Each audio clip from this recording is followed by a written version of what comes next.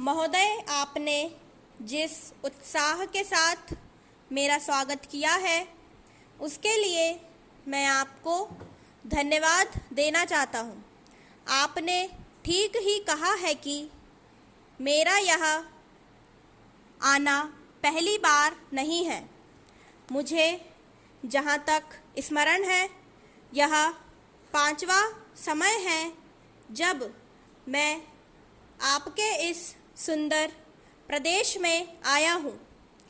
पहले जब 1922 में यहाँ आया था वह एक समय था और आज एक दूसरा ही समय है। उस समय मुझे यहाँ इसलिए आना पड़ा था कि देश के सारे बड़े बड़े नेता जेल में बंद थे। महात्मा गांधी जी भी जेल में थे और प्रायः यहाँ के भी नेता जेल में थे।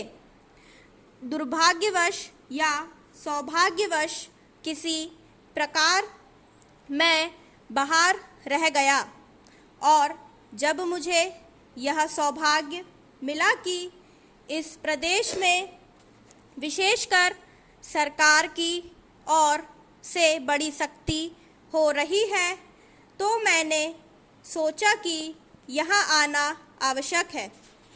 पूज्य मालवीय जी से मैंने इसका जिक्र किया तो वह बड़ी प्रसन्नता के साथ यहाँ आने के लिए तैयार हो गए।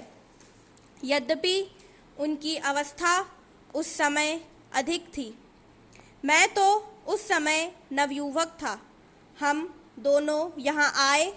यह आज से 32 वर्ष पहले की बात है और आपके इस सुंदर प्रदेश का मुझे पहल परिचय मिला।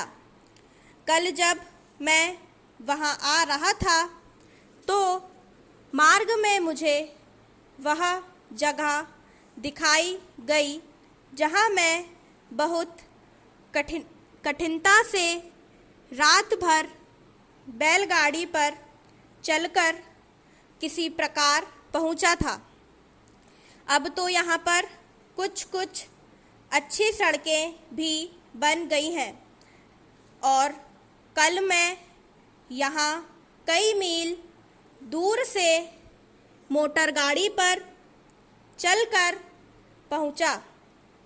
पर उन दिनों यहाँ पहुँचने का साधन केवल बैलगाड़ी थी और मुझे बैलगाड़ी से घंघोर जंगलों में यहाँ के 3-4 स्वयंसेवकों के साथ जाना पड़ा।